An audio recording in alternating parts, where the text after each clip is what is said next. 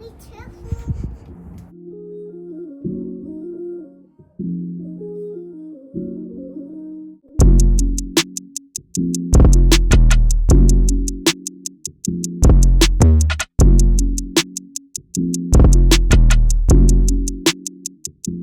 Now, we've all heard the old expression that there's 1,000 ways to skin a cat. And the same can be said whenever it comes to taking off the hardtops on the Ford Bronco and the Jeep Wrangler. I'm sure plenty of you have seen the hoist setups to take off the hardtop by yourself, as well as ratchet strapping it to the rafters or maybe a tree limb, or maybe using 2, 3, or 5 people to get this job done. But today I'm going to show you guys how to get everything off all by yourself pretty easy. Now, to be fair, those of you that saw the video on how to take off the Jeep Wrangler hardtop, the Ford Bronco is going to be pretty similar. As many of you guys know, the Bronco is made to be a direct competitor to the Jeep Wrangler.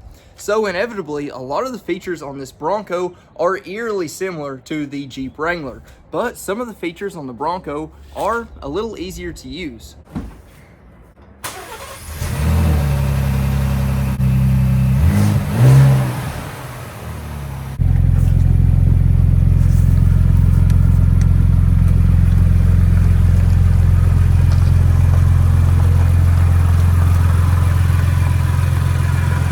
If you're going to do this by yourself, the absolute first thing you need to do is you need to go ahead and designate a spot that you're actually going to put all the hardtop pieces at before you take them off. There's nothing worse than having your hands full and not being able to lay out anything to protect this top. Now, to start off, just like the Jeep Wranglers, we've got all these levers in the front for our freedom panels. I'm not sure what Ford calls them, but they're basically just freedom panels for the front, and they undo the same way the Jeeps do, and it's really the easiest part. Now, once you get all of those undone, the first piece you need to take off is the driver's side. So you just lift from the inside, push them out, and then you can just pick them up and move them where you need them to be. And then we'll lift out the passenger side the exact same way.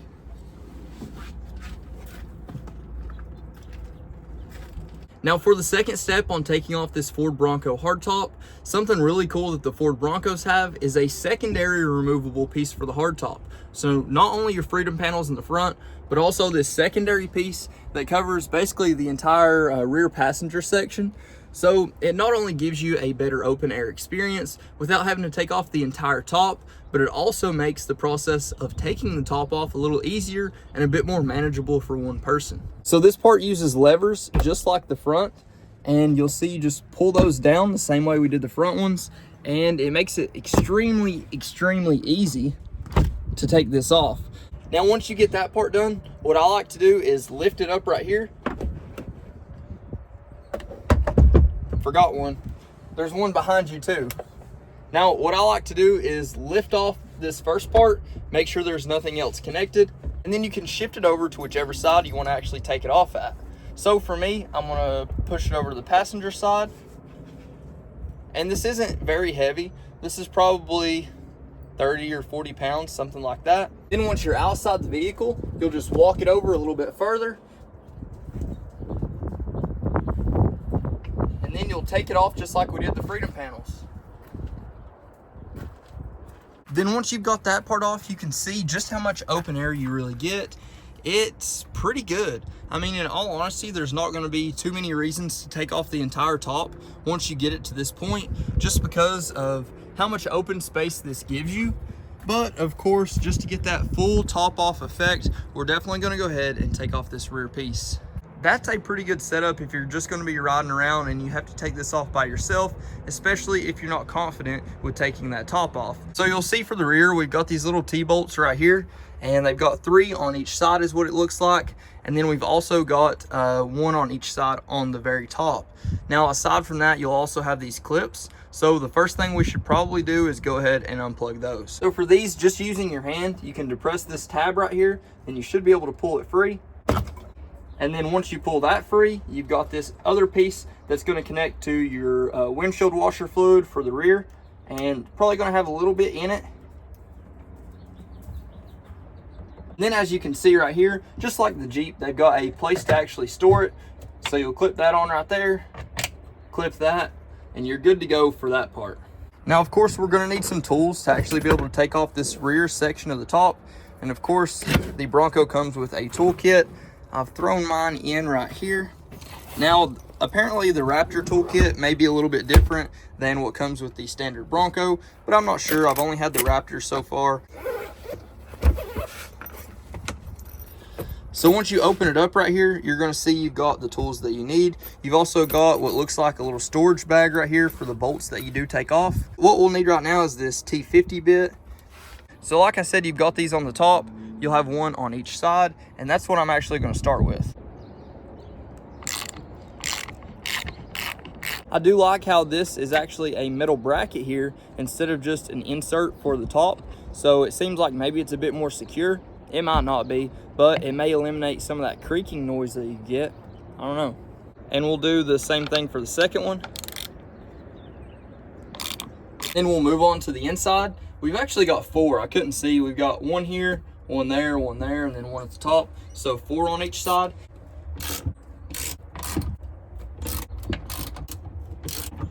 And once you get down to it being finger tight here, definitely want to use your fingers to unscrew it. If you get a little crazy with their tool right here and you end up hitting that glass, I'm afraid it could crack the glass. With the Jeep ones, they've got rubber ends, so if you do hit the glass, it's not going to be a big issue. But with this, if you hit it just right with enough force, it's definitely going to crack it. Now that we've got all the big ones out, I'm actually going to put them in this little storage pouch, which is pretty cool. Makes it easy to keep up with them. So I like to close this rear hatch before I start lifting this up. With my experience, if you leave this hatch open, it can give you, I don't know, it can just mess you up. It's messed me up in the past. It makes one side quite a bit heavier than the other. So I go ahead and close it and try to maneuver it that way. Inevitably, sometimes you do need to open it depending on your situation, but for this, we should be fine. So what I'm gonna do right now is put my hand on one side, put my hand on the other, lift it up and see if there's any actual like 3M tape that's holding it on. And it doesn't seem like there's any. So I'm gonna scoot back just a little bit and I'm gonna inch it forward.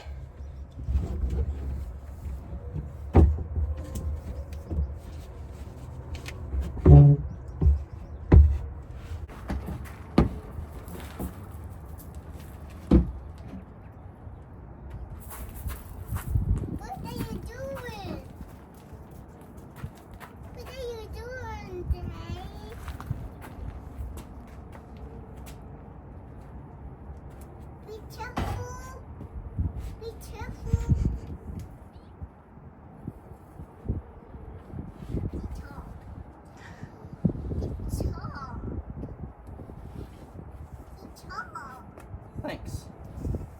And then you can just put it down where you basically had prepared to put it down.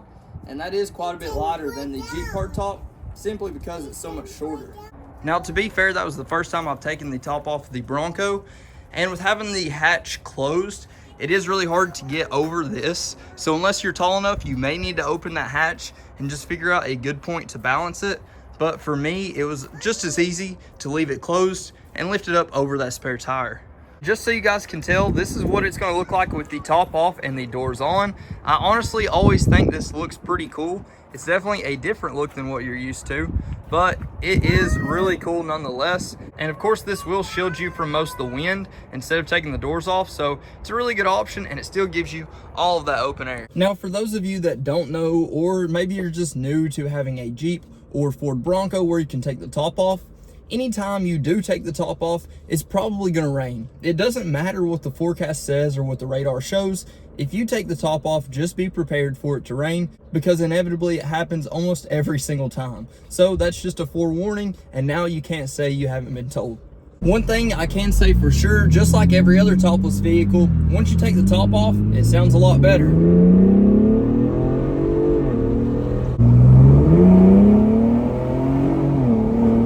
People want to see, how do you put it back on? So for those of you that were wondering, this is how you put it back on.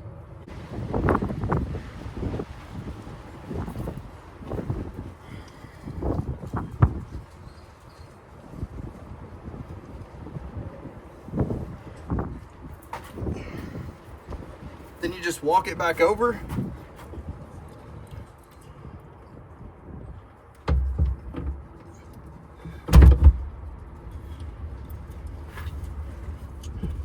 And and then I'll sit inside with the top and just walk it back.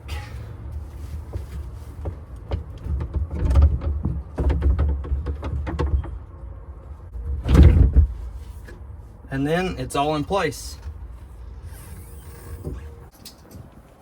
Now for this piece, I'll throw it over as far as I can and kind of walk it towards the middle.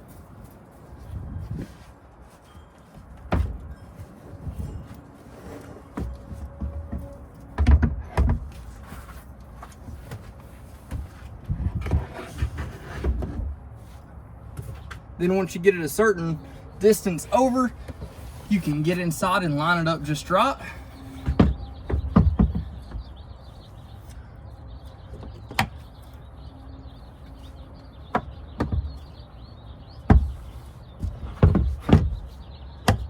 And then we can go ahead and snap this down. Then literally all we have left to do is just to put the bolts in, just to secure it in the back, and put the freedom panels back in. Well, to give you all my honest opinion, I think it is easier to take the Bronco hardtop off. The Jeep Wrangler is just a little bit heavier and a little bit harder to manipulate the way it's divided up. But having that extra section right behind me to take out really lightens the load whenever you're taking off the rest of that hardtop. So props to Bronco for being able to design something a little bit better than Jeep, even though they copied pretty much everything. Having the top off, especially whenever we take the doors off, everything like that, it just makes this a much more enjoyable experience. And of course, that's what we buy these for, is so we can have a little bit more fun. I hope this video helps some of you guys that may not have the tools, equipment, the best setup, or friends to help you take the top off. You can definitely do it by yourself. It may be a little bit harder, and it's not gonna be for everybody. But at least now you know there's a way that you can actually do it all on your own. If you haven't already, please like, comment, subscribe. Let me know what you think. Let me know what you want to see next. But until then, Godspeed.